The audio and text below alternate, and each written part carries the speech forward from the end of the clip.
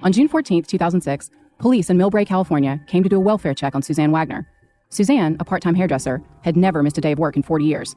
So when she failed to show up, people at the salon where she worked part-time immediately knew something was wrong. Officer Robert Raw went to the Wagner's home at 623 Lomita Avenue at around 12:30 p.m. Millbrae is an upscale suburb of San Francisco. The median home value is over $1 million, and not much happens there. Officer Raw knocked on the door, but got no answer. Then he noticed that the mailbox was full. Mail was spilling over onto the front porch. And then he saw that some of the newspapers were dated the day before, June 13th. Now, almost certainly starting to suspect something was terribly wrong, he went around to a side window and looked inside. That's when he saw a woman, naked from the waist down, lying on her back in a pool of blood. This was the body of 68-year-old Suzanne Wagner. Police came to the house, which immediately became a crime scene. When they entered the living room, they found her husband, 78-year-old Fernand. Fernand, a successful restaurant owner and investor, and Suzanne had been married for over a decade. Friends and family said they adored each other. So detectives were trying to figure out who would have wanted to kill them in such a horrific manner, and why. Forensic investigators determined that Fernand had been brutally beaten, and his throat was slit. The pathologist stated that Fernand died from a combination of blunt force injury and a 6-inch cut across his jugular vein. He had been hit dozens of times. So many times that investigators could not figure out what kind of weapon had been used for the beatings or the neck wound. Fernand sustained 21 blunt injuries to the head and neck area. He had fractured ribs and lacerations to both arms and hands. He had a 6-inch wound on his neck. Suzanne had also been badly beaten, with 27 separate areas of trauma to her head and neck. Then, after beating her, the killer had strangled her with their hands. She also had bruising, scraping, and other injuries on her torso, including 9 broken ribs. According to the pathologist, her skull fractures were so extreme, they were the type that is usually found in car crashes. The opening of her vagina had been slashed with a sharp cutting instrument, and all of this was happening while she was still alive. I'm Catherine Townsend. This is Red Collar.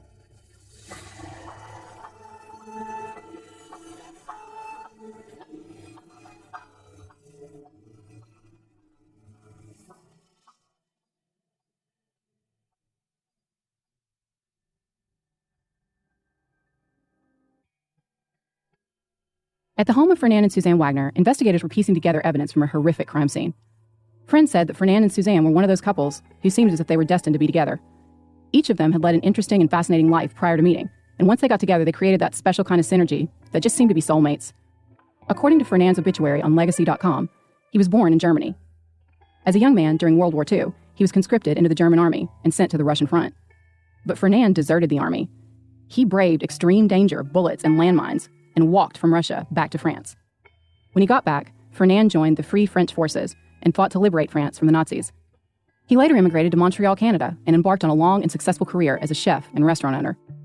Eventually, he ended up in San Francisco, quote, befriending people from all walks of life, including close friend Rocky Marciano, end quote.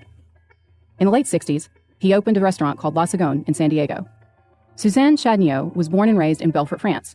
She came to the U.S. in the early 60s and became a hairdresser. Now, friends and family say she loved her profession, and she also enjoyed traveling the world and throwing parties for her friends. She was always making sure that her husband and everyone else around her ate and drank well. The obituary read, quote, most importantly, her existence was so completely intertwined and complemented by her husband, Fernand. Together, they were an unforgettable couple, showing elegance and class in every situation. Their loyalty and concern for family and friends were unsurpassed, end quote. The couple had no children, but they treated their friends like family. According to the obituary, they, quote, created a beautiful life, entertaining family and friends in their home with epic 6-hour dinner parties. The finest French champagne and wine flowed all evening. Fernand and Suzanne's work ethic and wise investments allowed them to build a comfortable life together, which they fully took advantage of, traveling to all parts of the world and returning annually to France to visit family, end quote. But they never got the chance. A killer had tragically cut their golden years short. Now the police had to figure out why. And as they analyzed the crime scene, they were noticing that certain things didn't seem to add up. On the surface, it looked like it could be a robbery/sexual assault gone wrong. According to court papers, the den where the bodies were found was messy. There was blood everywhere, pooled on the floor and spattered around on the walls. Someone had scattered clothes all around the room. But despite the frenzied bloodbath in the den, the rest of the house, other than an upstairs rug that was a little bunched up, seemed tidy, according to police. Police found more bloodstains in the bathroom, on the floor, the door, the sink, and the toilet seat cover. At this point, detectives noticed that some of the bloodstains appeared to be diluted, as if someone had been washing their hands. They also found some evidence that made it appear as if the killer wanted something from the upstairs office. Drawers were open up there, and a bloody footprint could be seen on one of the steps. A knife was missing from a knife block in the kitchen. Detectives suspected that this could have been the murder weapon used to kill Fernand, but his wounds were so severe, it was really impossible to know for sure. Fernand's watch with the gold coin face was also missing, along with the Wagner's Cadillac DeVille. But nothing else had been stolen. Investigators found Suzanne's underwear near her body and noticed that the underwear and her pantyhose were balled up, as if the killer had taken them off together. They found bloodstains on her underwear, but there was no semen. The deeper they got into the forensic evidence, the more detectives started to suspect that this crime scene had been staged to look like a robbery and sexual assault. Police used the car's GPS system to track the vehicle and were able to trace it to Daly City. When they found the car, they saw more signs of foul play inside. Detectives found a woman's pearl ring under the right side of the front passenger seat with blood on it, and more blood on the passenger seat itself. The forensic team processed the evidence and sent the swabs away to see if they could get a DNA match. Meanwhile, police started building a timeline of Fernand and Suzanne's last movements and talking to the people closest to them.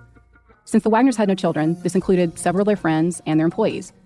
Then, on June 16th, police got a call from someone who claimed to have some very disturbing information. Her name was Joy DeSombre, and she was terrified. She said she had reason to believe that her husband, Joseph Cua, had murdered the Wagners. Joseph Cua had known the Wagners for 25 years. Could he really have murdered the people who treated him like a son? The information that Joy DeSombre gave police would crack the case wide open.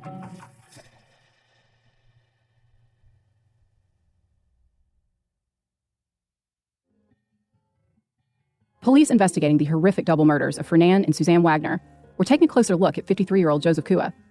Joy DeSombre told police she met Joseph Cua in 2002 when she was a 28-year-old divorced mother of 2 small children.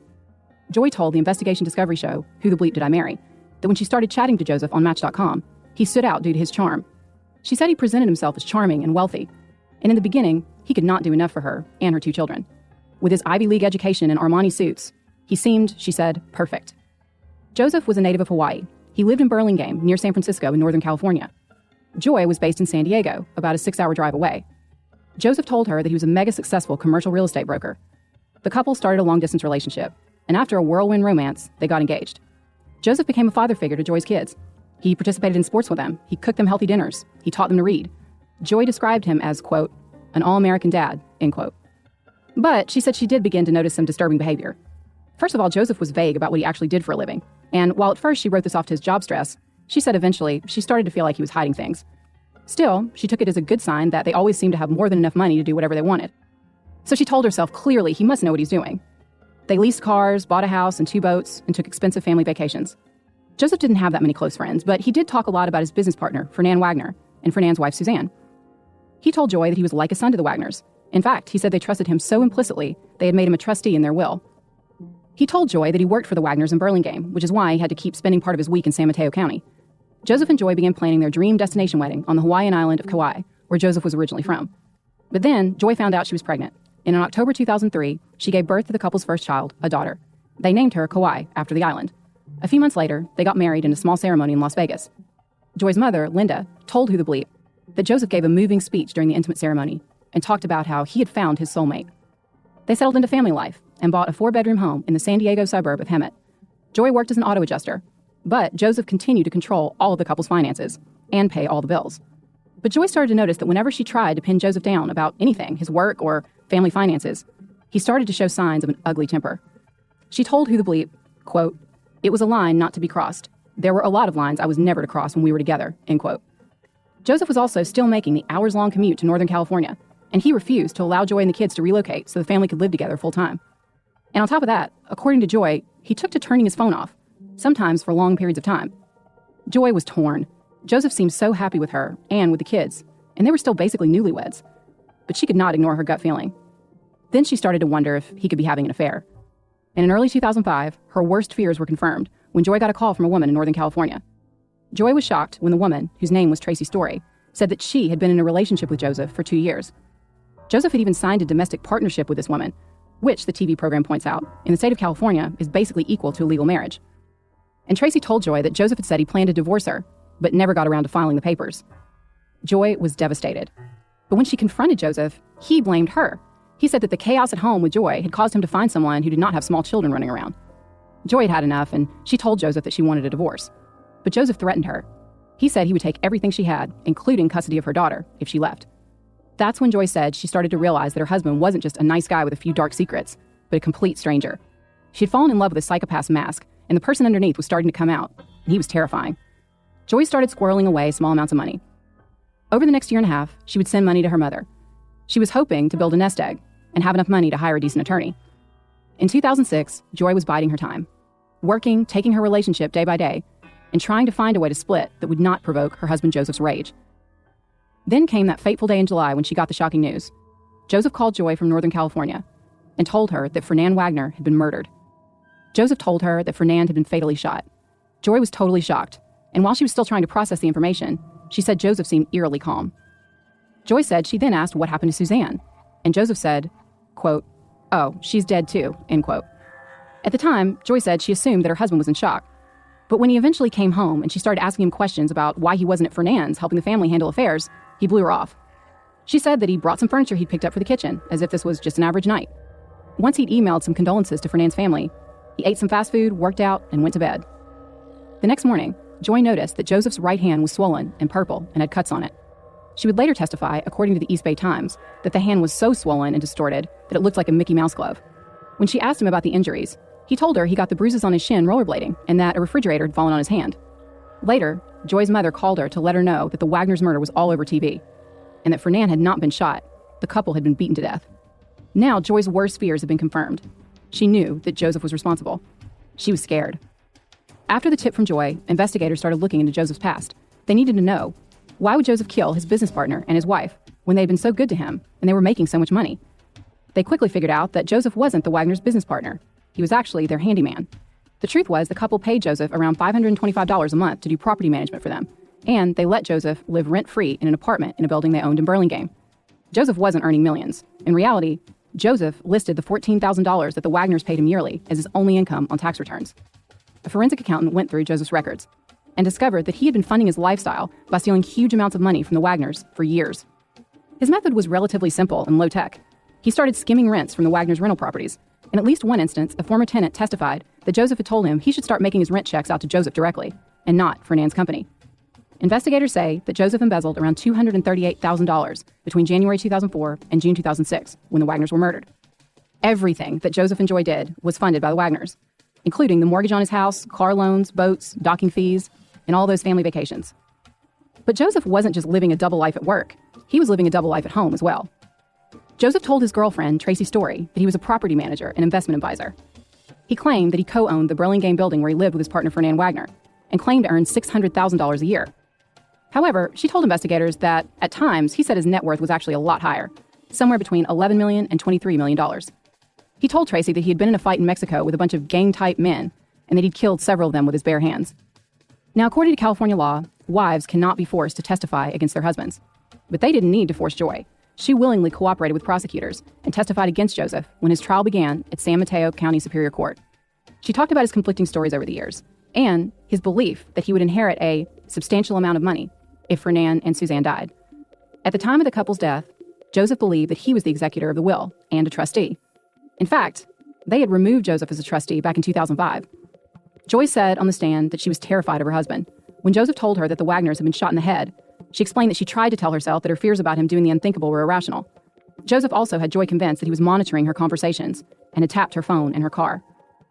Police discovered that before Joseph came home, he had apparently made a getaway plan. They found an airline reservation that he made for a flight on the evening of June 13, 2006, from Oakland to Ontario, Canada. But instead of flying, he drove to San Luis Obispo and checked into a hotel at around 1 a.m. on the morning of June 14th. By now, Joseph was clearly getting desperate for money. He started calling Fernand and Suzanne's relatives hours later. Joseph called the family, according to court papers, on June 14th and again on June 16, 2006. He said that Fernand and Suzanne had placed him in charge of their business affairs and had made him executor of their estate, and asked Fernand's nephew, Mark Wagner, for his help to go to the bank, although he didn't explain what help he needed or why he needed to go to the bank. On June 17th, Joseph called Dan Doherty, one of the Wagner's commercial tenants in the San Jose building. According to Dan, Joseph sounded nervous and upset and claimed that the Wagner family wanted to sell the building fast. He wanted Doherty and his partners to raise the money. Now, according to court documents, the Wagners did make Joseph a trustee in 1993, but they removed him in 2005. But he was still listed as the broker of the Wagners' 3 commercial properties, but only in the event that both Fernand and Suzanne were deceased. If the properties had been sold, Joseph could have collected a commission of around $300,000. But Joseph never got the chance to make that sale. He was arrested on June 18, 2006, Father's Day, in Oxnard, California.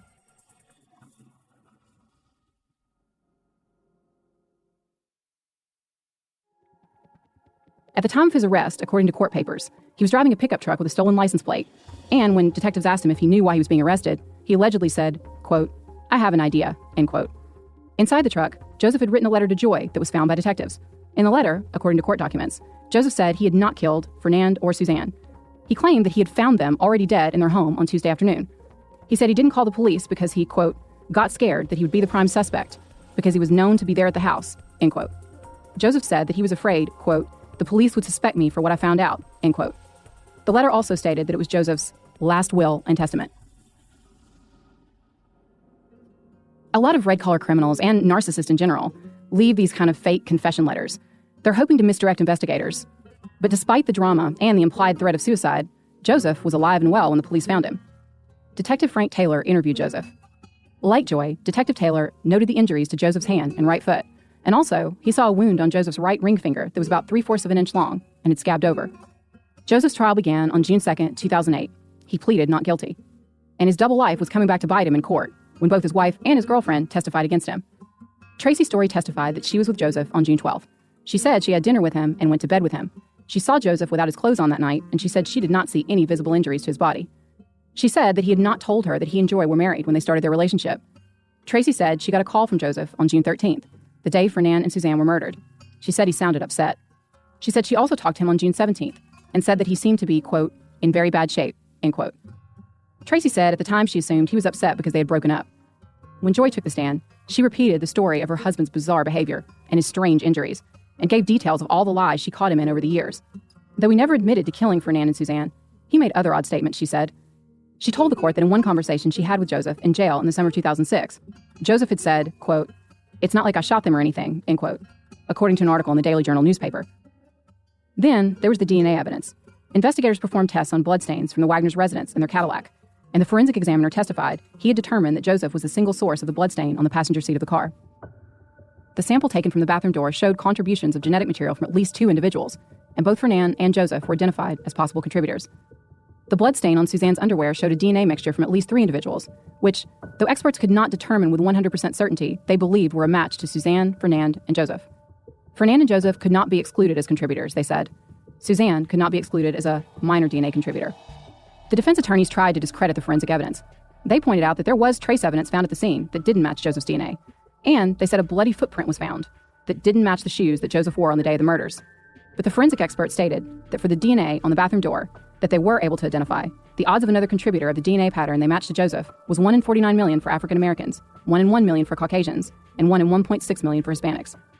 The defense also tried to discredit Joy by asking about her intentions to profit from the case. She readily admitted that she did hope to write a book about being married to a psychopath, like she saw in the Scott Peterson trial. But the most compelling evidence could be found by following the money trail, and the prosecutors did a great job of helping the jury navigate what had really been going on behind the scenes. The jury heard that in 2004 and 2005, the Wagners had received gross rental income of approximately $820,000 from the 3 rental properties they owned. In early June 2006, Fernand learned from his bank, Wells Fargo, that the cash balance in the business account was lower than he anticipated. He and Suzanne were concerned.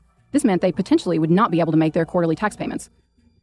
On Saturday, June 10, 2006, 3 days before the murders, Fernand met with a local Wells Fargo branch manager. That's when he learned that Joseph had been making deposits and faxing Fernand copies of the receipts that cut off the bottom portion. This left out key information, like which teller processed the transaction, the time, and the exact dollar amount. So the manager asked Fernand to get some original deposit receipts so they could compare them and investigate further. She told him to come back on Tuesday the 13th and testified that she saw him again in the bank on either the 12th or the 13th, and again reminded him she still needed those slips.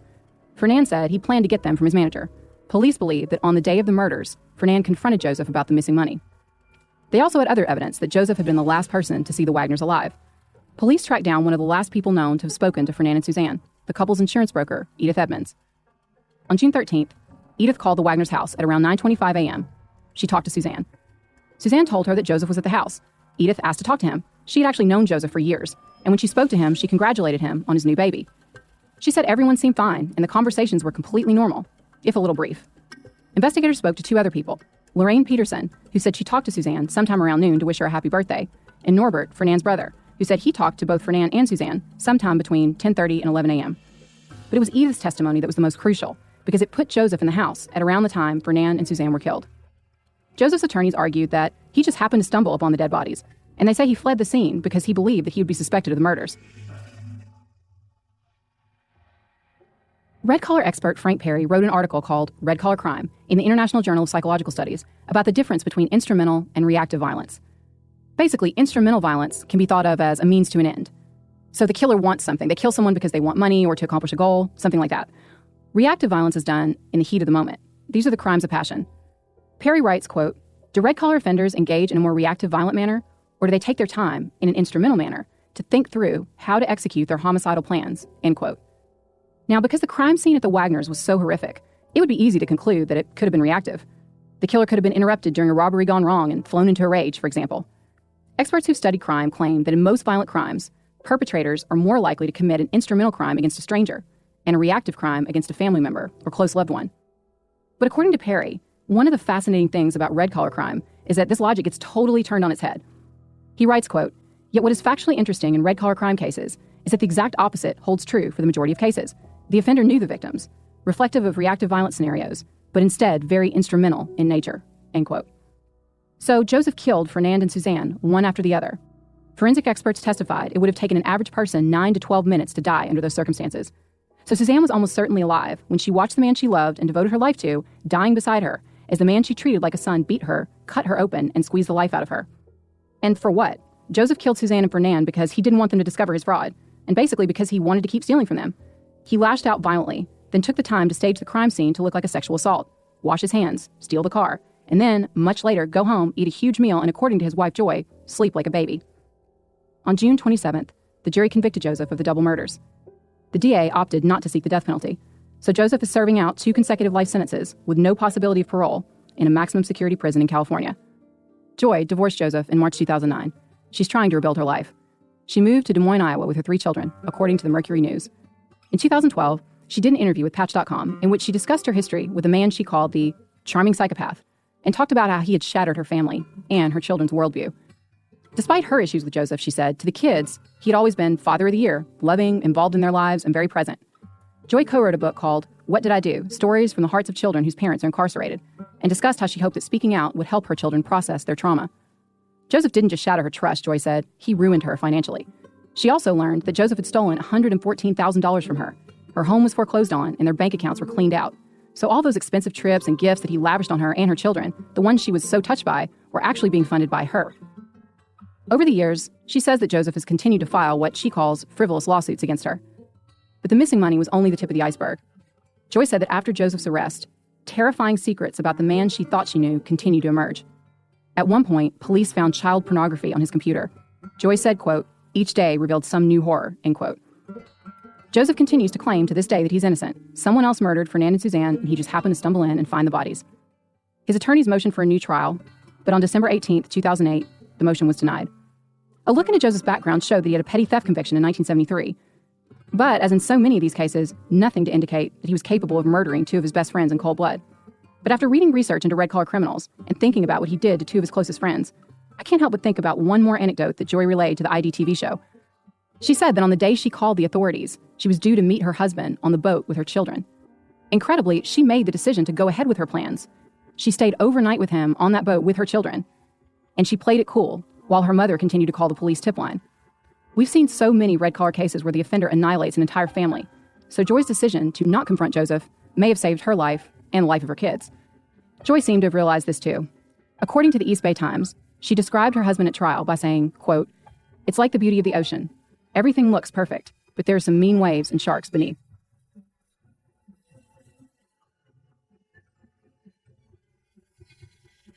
Red Collar is an AudioChuck original podcast.